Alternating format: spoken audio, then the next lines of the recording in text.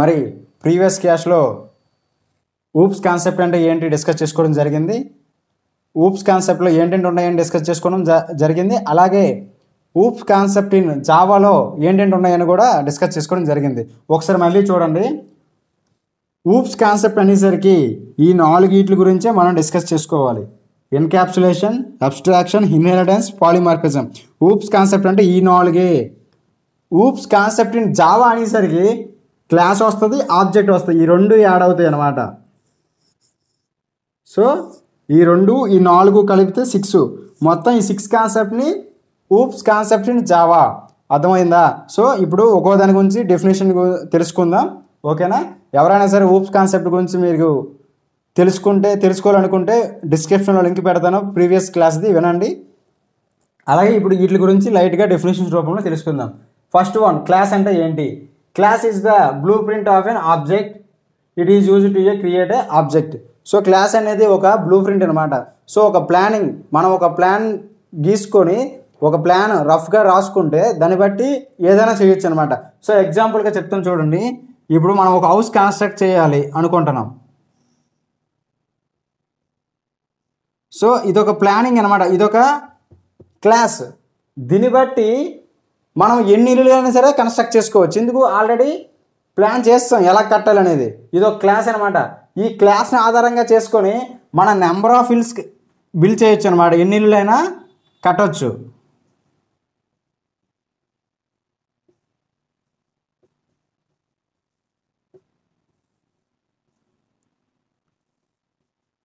అర్థమవుతుందా? ఇది క్లాస్ అయితే ఇవన్నీ ఆబ్జెక్ట్స్ అనమాట. అర్థమవుతుందా? క్లాస్ అనేది బ్లూ ప్రింట్ అయితే దాన్ని బట్టి ఆధారంగా చేసుకుని ఇంప్లిమెంట్ చేసినవన్నీ ఆబ్జెక్ట్స్ అనమాట. సో ఒక్కసారి నువ్వు బ్లూ ప్రింట్ తయారు చేసుకుంటే నువ్వు తర్వాత ఎన్ని ఆబ్జెక్ట్స్ దాన్ని బట్టి ఎన్ని హౌస్ కన్స్ట్రక్షన్ చేసుకున్నావు. చూసావా? ఇక్కడ హౌస్ అనేది ఒకసారి మనం బ్లూ ప్రింట్ ఒకసారి ప్లాన్ చేసాం. సో దాన్ని బట్టి ఎన్ని ఇల్లు కన్స్ట్రక్ట్ చేస్తే ఇక్కడ 3. సో ఇవన్నీ ఆబ్జెక్ట్స్ అనమాట. సో ఒక్క క్లాస్లో 3 ఆబ్జెక్ట్స్ క్రియేట్ అయ్యాయి. సో దాన్నే క్లాస్ అంటారు అనమాట. It is used to objects. దాన్ని ఇంప్లిమెంటేషన్ చేయాలంటే ఆబ్జెక్ట్స్ క్రియేట్ చేసుకోవాలన్నమాట. ఓకేనా? Next one. సో క్లాస్ అంటే ఏంటో క్లారిటీ వచ్చింది. ఇప్పుడు ఆబ్జెక్ట్ అంటే తెలుసుకుందాం. ఇప్పుడు object is an instance of the class. Object అంటే ఏంటి? ఈ క్లాస్ ఇంప్లిమెంట్ చేయడానికి యూజ్ చేసేది ఇన్స్టెంట్గా ఉండేవన్నీ ఆబ్జెక్ట్స్ అనమాట. ఈ క్లాస్ కోసం, దీన్ని ఇంప్లిమెంట్ చేయడం కోసం, దీన్ని ఎగ్జిక్యూట్ చేయడం కోసం యూజ్ చేసేవన్నీ, క్లాస్లో యూజ్ చేసేవన్నీ ఆబ్జెక్ట్స్ అనమాట. ఇన్స్టెంట్గా క్లాస్ దీనికోసం పనిచేస్తుంది అనమాట ఈ ఆబ్జెక్ట్స్. సో ఈ ఆబ్జెక్ట్ ఎలా క్లియర్ చేస్తాం మీకు చిన్న సింటాక్స్ చెప్తాను చూడండి. ఇప్పుడు జావా ప్రోగ్రాంలో ఆబ్జెక్ట్ క్రియేషన్ ఎలా ఉంటుందంటే,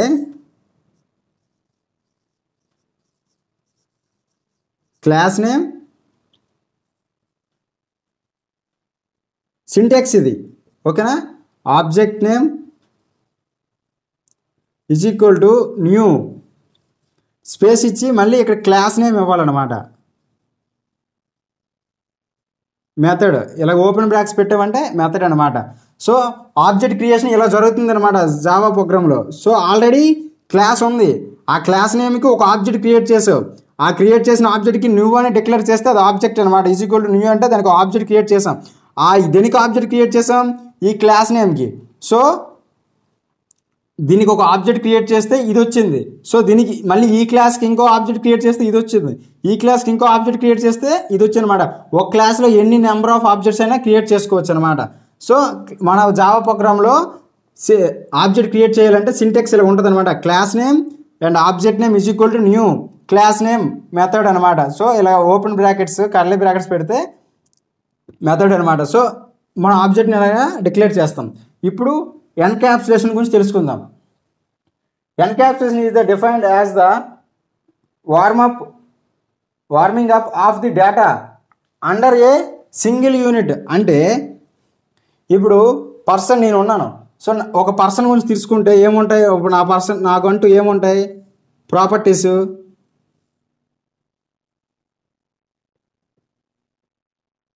ఏముంటాయి? 1 హైటు, వెయిట్, 3 కలర్ ఉంటుంది. ఇప్పుడు నాకు యాక్షన్స్ ఏముంటాయి? యాక్షన్స్ అంటే నేను చేసేది ఏం చేస్తాను? తింటాను, పరిగెడతాను, సమ్ జాబ్ చేస్తాను, జాబ్, వర్క్, అండ్ ఎక్సర్సైజ్, ఇవన్నీ యాక్షన్స్ అనమాట. సో ఒక ఎన్క్యాప్షన్ అంటే ఒకే క్లాస్లో వీటిని ఈ ప్రాపర్టీస్ అన్నిటిని వేరియబుల్స్ అంటాము. గుర్తుపెట్టుకోండి. ఇప్పుడు నేను పర్సన్ అనమాట, నాకున్న వేరియబుల్స్ ఏంటి, నా హైటు, నా కలరు, నా వెయిట్ అనమాట. నా కలరు, నా హైట్, నా వెయిట్, నా ప్రాపర్టీస్ ఇవి యూనిక్గా ఉంటాయి. సో నేను నా యాక్షన్స్ ఏంటి, నేను ఏమేం చేస్తాను, జాబ్ చేస్తాను, తింటాను, పరిగెడతాను, ఎక్సర్సైజ్ చేస్తాను, గేమ్స్ ఆడతాను, ఇవన్నీ యాక్షన్స్ నేను చేయగలిగేవి. వాటిని ఆబ్జెక్ట్స్ అంటారనమాట. గుర్తుపెట్టుకోండి. సో ఇక్కడ ఎన్క్యాప్సులేషన్ అంటే ఏంటి, ఆబ్జెక్ట్స్ని క్లాసులు అన్నీ కలిపి ఒక గ్రూప్గా ఫామ్ అయితే అదే క్లాస్ అనమాట. ఒక యూనిట్గా, సింగిల్ యూనిట్గా ఉంటాయి అనమాట. సో ఎన్క్యాప్సులేషన్లో అదేంటే encapsulation is the defined as the warping up to data under a single unit, ఒక సింగిల్ యూనిట్గా తయారవుతుంది అనమాట. ఇప్పుడు నా మెథడ్స్, నా ఆబ్జెక్ట్స్ అంతే మెథడ్స్, నా మెథడ్స్, నా వేరియబుల్స్ అన్నీ ఒక దగ్గర ఉంటే, ఒక క్లాస్లో ఉంటే అదే ఎన్క్యాప్సులేషన్. ఎగ్జాంపుల్గా ఇంకోటి చెప్తాను చూడండి. ట్యాబ్లెట్, ఇప్పుడు ఒక ట్యాబ్లెట్ ఎగ్జాంపుల్గా తీసుకోండి. సో ట్యాబ్లెట్ అనేది తీసుకుంటే ఈ పైన ఫ్రేమ్ అంతా క్లాస్ అనుకుంటే లోన ఏముంటుంటాయి, లోన ఆబ్జెక్ట్స్ అంటే సమ్ మెడిసిన్ ఉంటుంది, సమ్ ఇంగ్రీడియంట్స్ కలిపిన మెడిసిన్ ఉంటుంది. అందులో కొన్ని వేరియబుల్స్ ఉంటాయి, కొన్ని ఇంగ్రీడియంట్స్ ఉంటాయి. సో ఆ ట్యాబ్లెట్ అనేది బయటికి కనిపించేది ఎన్క్యాప్సులేషన్. లోన ఉండేవి ప్రాపర్టీస్, ఆబ్జెక్ట్స్, అందులో ఏమేమి కలిపారు, ఏమేమి కెమికల్స్ ఉన్నాయి, ఏ పదార్థాలు ఉన్నాయని లోపల ఉంటుంది ఆ మెడిసిన్, ఆ పౌడర్ అనేది. సో అది వేరియబుల్స్ అండ్ ఆబ్జెక్ట్స్. సో బయటికి కనిపించేది ఎన్క్యాప్సులేషన్ అంటే క్లాసు. సో అన్నీ కలిపి ఒక ట్యాబ్లెట్గా తయారయ్యింది, దాన్నే ఎన్క్యాప్సులేషన్ అంటారనమాట. అంటే వేరియబుల్స్, మెథడ్స్ కలిపి ఉంటే దాన్ని ఎన్క్యాప్సులేషన్ అంటారనమాట. ఒకే దగ్గర ఒకే మెథడ్లో డిక్లేర్ చేస్తే, ఒకే క్లాస్లో, ఇప్పుడు క్లాస్ అనే ఒక క్లాస్ డిక్లేర్ చేసుకున్నాం అనుకో. సో ఇందులో వేరియబుల్స్, మెథడ్స్ ఒకే క్లాస్లో ఉంటే దీన్ని ఎన్క్యాప్సులేషన్ అంటాం అనమాట. ఓకేనా, అర్థమైంది కదా.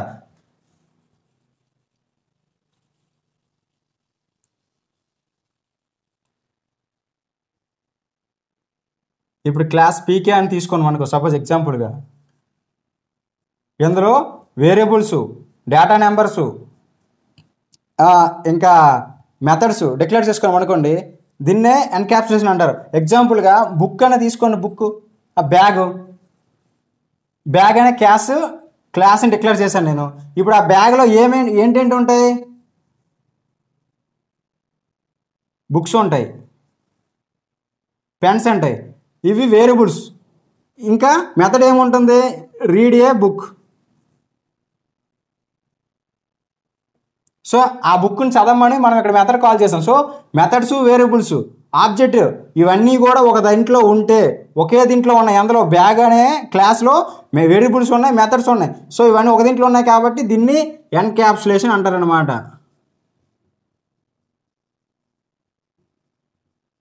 ఓకేనా, అర్థమైంది అనుకుంటా. Next abstraction display only the relevant attributes of the object and hide the unnecessary details. అంటే మనకి పనికొచ్చేది మాత్రమే మనకు చూపిస్తుంది, మనకి అనవసరమైందంటే హైడ్ చేస్తుంది. అంటే ఇప్పుడు ఎగ్జాంపుల్గా ఒకటి చెప్తాను చూడండి. ఏటీఎంకి వెళ్తాం మనం. ఏటీఎంకి వెళ్ళగానే ఏటీఎం కార్డు పెట్టగానే మనకు డిస్ప్లేలో ఏమేమి కనపడతాయి, withdraw, enquiry, deposit and checking అనే ఒక ఆప్షన్స్ కనపడతాయి. కానీ మనం డబ్బులు విత్డ్రా కొట్టగానే 10,000 రూపీస్ విత్డ్రా కొట్టగానే 10,000 రూపీస్ మనకు వస్తుంది. సో ఇదంతా మనకు కనపడుతుంది. కానీ లోన బ్యాక్ హ్యాండ్లో ఒక పెద్ద ప్రాసెస్ జరుగుతుంది. ఆ ప్రాసెస్ అంతా మనకు కనపడదు. సో మనకు పనికొచ్చేది మాత్రమే మనకు చూపిస్తుంది, పనికిరాందంతా హైడ్ చేస్తుంది. అంటే దాన్నే సెక్యూర్ అంటారు అన్నమాట. సో యూజర్కి కావాల్సిందే చూపిస్తుంది, యూజర్కి అవసరం లేని బ్యాక్ హ్యాండ్లో ఏం జరిగినా సరే దాన్ని హైడ్ చేసేస్తుంది. ఇప్పుడు ఎగ్జాంపుల్ ఒక లారీ తీసుకోండి, కార్ తీసుకోండి, మనకి ఏమేమి కనపడుతున్నాయి బయటికి, steering, brake, accelerator, gear box, mirrors, ఇవన్నీ కనపడుతున్నాయి. ఇవన్నీ అబ్స్ట్రాక్షన్స్ మనకు కనపడుతున్నాయి. సో లోన ఇంజిన్ పార్ట్, లోన ఎలా పనిచేస్తుంది ఇవన్నీ మనకు కనపడవు. సో మనకు చూపించరు, అదంతా బ్యాక్ హ్యాండ్లో ఉంటుందన్నమాట. సో అదే అబ్స్ట్రాక్షన్. మనకు కనపడే దాని గురించి మాట్లాడుకునేదే అబ్స్ట్రాక్షన్. కనపడింది ఏదైనా ఉంటే అది బ్యాక్ హ్యాండ్లో ఉంటుంది, అది మనకు చూపించదు. సో ఇప్పుడు మనకి రిమోట్ కంట్రోల్ ఉంది, రిమోట్ ఉంది, టీవీ ఆన్ చేస్తుంది, ఇక్కడ 1 నొక్కితే అక్కడ 1 ఛానల్లోకి వెళ్తుంది. సో ఇక్కడ నొక్కిన 1 కనబడుతుంది మనకి, కానీ లోన ప్రాసెస్ అంతా మనకు కనిపించట్లే. అదే అబ్స్ట్రాక్షన్. సో మనకు యూజ్ అయ్యేది, మనకు కనబడేది మాత్రమే చూపిస్తూ మిగతాదంటే హైడ్ చేస్తుంది. ఇది అర్థమవుతుందా? అబ్స్ట్రాక్షన్ అంటే అది. ఇప్పుడు ఇన్హెరిటెన్స్ అంటే ఇంకేం లేదండి. Inheritance is the procedure in which one class at attributes and methods for another class. ఇప్పుడు ఎగ్జాంపుల్గా మా తాతగారికి 1 ఎకరా ఉందండి. మా తాతగారికి 1 ఎకరా ల్యాండ్ ఉంది. సో అది ఆ 1 ఎకరా ల్యాండ్ని మా నాన్నకి ఇచ్చాడు, మా నాన్న అనేది నాకు ఇచ్చాడు. సో అక్కడ ఒకటే క్లాసు, ఒకటే మెథడ్, ఒకటే ఆబ్జెక్ట్. ఏంటి? 1 ఎకరా. ఆ 1 ఎకరాని ఎంతమందికి వెళ్ళింది? 3కి వచ్చింది. మా తాత తర్వాత మా నాన్నకి, మా నాన్న తర్వాత నాకు, నా తర్వాత నా కొడుక్కి. సో ఇక్కడ పేరెంట్ క్లాస్ అనేవాడు మా తాత అయితే, చైల్డ్ క్లాస్ అనేవారు మేమందరం ఉన్నాం. సో మా నాన్న, నేను, మా అబ్బాయి. సో మా ముగ్గురికి కూడా 1 ఎకరానే తీసుకెళ్ళాడు అనమాట. సో ఒక క్లాస్లో ఉన్న మెథడ్స్ని మనము సబ్ క్లాస్లో డిక్లేర్ చేస్తే, సబ్ క్లాస్లో ఇంప్లిమెంటేషన్ చేసుకుంటే, యూజ్ చేసుకుంటే దాన్ని ఇన్హెరిటెన్స్ అంటారనమాట. సో ఎగ్జాంపుల్గా ఇప్పుడు ఇక్కడ బ్యాగ్ అనే క్లాస్ డిక్లేర్ చేసాం మనం. సో ఈ మెథడ్స్నే, ఇక్కడ వేరియబుల్స్ ఉన్నాయి, మెథడ్స్ ఉన్నాయి. ఈ మెథడ్స్ని ఇక్కడ సబ్ క్లాస్లో మరొక క్లాస్ తీసుకుంటే, ఇప్పుడు ఇక్కడ మరొక క్లాస్ తీసుకుంటే సబ్ క్లాస్లో ఇక్కడ వీటిని యూజ్ చేసుకోవచ్చు.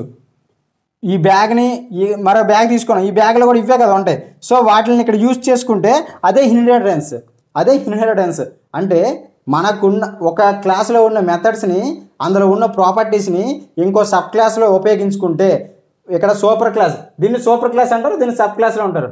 సూపర్ క్లాస్లో ఉన్న మెథడ్స్ని, అదే వేరియబుల్స్ని, ప్రాపర్టీస్ని సబ్ క్లాస్లో యూజ్ చేసుకుంటే, యూజ్ అయితే దాన్ని ఇన్హెరిటెన్స్ అంటారు. ఓకేనా? అర్థమైందా? ఇది సూపర్ క్లాస్.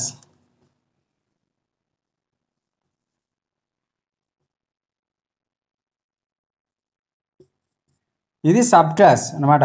సో సూపర్ క్లాస్లో ఉన్న ప్రాపర్టీస్ అన్నీ సబ్ క్లాస్లో యూజ్ అయితే, యూజ్ చేసుకుంటే దాన్ని ఇన్హెరిటెన్స్ అంటారు. ఓకేనా? ఇప్పుడు తర్వాత polymorphism. Polymorphism is the ability of and data to be processed in the more than one frame. So ఒకే దాంట్లో ఒకే మెథడ్ని డిఫరెంట్ టైప్గా యూజ్ చేసుకుంటే అదే పాలిమార్ఫిజం అనమాట. ఇప్పుడు మీకు ఒక చిన్న ఎగ్జాంపుల్ చూడండి. నా గురించే చెప్తున్నా. ఇప్పుడు నేను ఒక మెథడ్ని అనుకుంటే, నేనేం చేస్తాను? ఇక్కడ అనేవాడు నేను ఒక్కనే, కార్తీక్ అనేవాడు ఒక్కడే. నేనేం చేస్తాను? మార్నింగ్ పూట కాలేజ్కి వెళ్తాను, పీజీ చదువుతున్నా.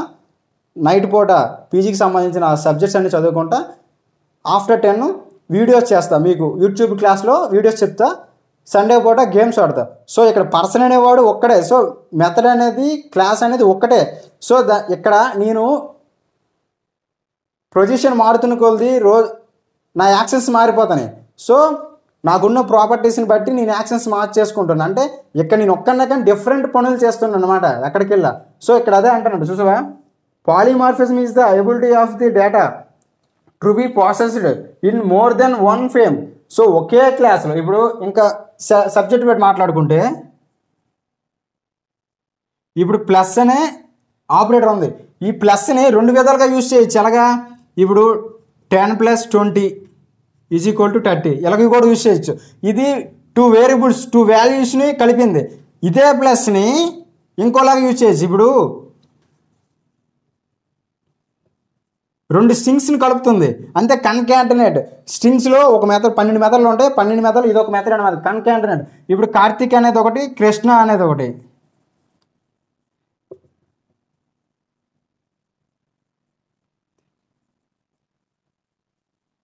చూసారా? ఇక్కడ ప్లస్ అనేది ఒకటే, కానీ ఇక్కడ డిఫరెంట్గా పర్ఫామ్ చేసింది, ఇక్కడ డిఫరెంట్గా పర్ఫామ్ చేసింది. ఇక్కడ ఈ ప్లస్ ఏం చేసింది? 10ని 20ని యాడ్ చేసి 13 అవుట్పుట్ ఇచ్చింది. ఇక్కడ ఈ ప్లస్ ఏంటి? కన్కాటనేట్. ఇక్కడ ఏంటి? కార్తీక్ని కృష్ణని యాడ్ చేసి కార్తీక్ కృష్ణ అని మనకు అవుట్పుట్ ఇచ్చింది అనమాట. సో ఇక్కడ కూడా పాలిమార్ఫిజం ఉన్న మెథడ్ ఒకటే, మెథడ్ని ఎక్కడికి వెళ్ళా ఒకేలా డిక్లేర్ చేస్తాం, మెథడ్ క్లాస్ అనేది ఒకేలా డిక్లేర్ చేస్తాం, కానీ పర్ఫార్మెన్స్ మాత్రం డిఫరెంట్గా ఉంటుందన్నమాట. సో పాలిమార్ఫిజం అంటే ఏంటి, ఎక్కడైనా ఒక మెథడ్ డిక్లేర్ చేస్తే దాన్ని సబ్ క్లాస్లో కానీ సూపర్ క్లాస్ ఇంకా సబ్ క్లాస్లో మనం యూజ్ చేసుకుంటే మెథడ్ నేమ్ ఒకటే, కానీ అది చేసే పర్ఫార్మెన్స్ మాత్రం డిఫరెంట్గా ఉంటుందన్నమాట. సో వీటి గురించి మీకు ఒక్కో దాని గురించి కూడా ఒక్కొక్క 2 or 3 క్లాసెస్ ఉంటాయి, ఎగ్జాంపుల్స్ ఉంటాయి, క్లియర్గా ఎక్స్ప్లెయిన్ చేస్తాను. జస్ట్ మీకు వీటి గురించి ఇంట్రడక్షన్ చేశాను అనమాట. క్లాస్ అంతేంటి, అబ్స్ట్రాక్షన్ అంతేంటి, ఎన్క్యాప్సులేషన్ అంతేంటి, అబ్స్ట్రాక్షన్ అంతేంటి, ఇన్హెరిటెన్స్ అంతేంటి, పాలిమార్ఫిజం అంటే ఏంటో జస్ట్ మీకు డెఫినేషన్స్ రూపంలో మీకు జస్ట్ ఇంట్రడక్షన్ చేశాను. ఒక్కో దాని గురించి కూడా ఫుల్ ఫ్లెడ్జ్డ్గా ఇప్పుడు సపోజ్ ఎన్క్యాప్సులేషన్ తీసుకొని ఎన్క్యాప్సులేషన్ గురించి డెఫినేషన్స్, ఎగ్జాంపుల్ ప్రోగ్రాము నీట్గా ఒక క్లాస్లో చెప్తాను. అలాగే మిగతా వీటి గురించి కూడా ఒక్కో దాని గురించి ఒక్కొక్క క్లాస్ సపరేట్గా చేస్తాను, మీకు అవి కూడా చెప్తాను. ఓకేనా? సో జస్ట్ మీరు ఒక నోట్స్లో రాసుకోండి. ప్రీవియస్ క్లాస్లో ఊప్స్ అనే కాన్సెప్ట్ గురించి టోటల్గా ఎక్స్ప్లెయిన్ చేయడం జరిగింది. ఆ ఊప్స్ అనే కాన్సెప్ట్ ఎందుకు ఇంట్రడ్యూస్ చేశారనే కాన్సెప్ట్ అనేది ఎక్స్ప్లెయిన్ చేశాను. సో ఊప్స్ అనే కాన్సెప్ట్లో 4 ఉంటాయి: ఎన్క్యాప్సులేషన్, అబ్స్ట్రాక్షన్, ఇన్హెరిటెన్స్, పాలిమార్ఫిజం. ఈ 4 ఊప్స్ అనే కాన్సెప్ట్ అంటారు. సో ఊప్స్ కాన్సెప్ట్ జావా అనేసరికి ఈ 6 వస్తాయి: class, object, encapsulation, abstraction, inheritance, polymorphism. ఈ 6 గురించి చెప్పుకుంటే అది oops concept in Java. So okay, thank you. అర్థమైంది అనుకుంటా. మీకు ఏ డౌట్ ఉన్నా సరే నాకు కామెంట్ సెక్షన్లో తెలియజేయండి. నేను ఖచ్చితంగా మీకు ఎక్స్ప్లెయిన్ చేస్తాను క్లియర్గా, ఇలాగ బోర్డు మీద చేసి. మీకు అర్థం అవ్వడం కోసమే నా ప్రయత్నం అంట, మీకు సబ్జెక్ట్ అందించడం కోసమే నా కృషి అంట. మీకు ఏమైనా డౌట్స్ ఉంటే ఖచ్చితంగా కామెంట్ సెక్షన్లో తెలియజేయండి, నేను ఖచ్చితంగా ఎక్స్ప్లెయిన్ చేస్తాను. ఇంతవరకు కూడా మన క్లాస్ మీకు వర్త్ అనిపిస్తే మన ఛానల్ సబ్స్క్రైబ్ చేసుకోండి. అలాగే మీకు ఏమైనా డౌట్స్ ఉంటే నోటిఫికేషన్ కామెంట్ సెక్షన్లో తెలియజేయండి. అండ్ మన ఛానల్లో ఏ వీడియోస్ చేసినా సరే మీకు నోటిఫికేషన్ల రూపంలో రావాలంటే పక్కన ఉన్న బెల్ ఐకాన్ని క్లిక్ చేయండి. ఓకేనా? Thank you once again. Thanks for watching.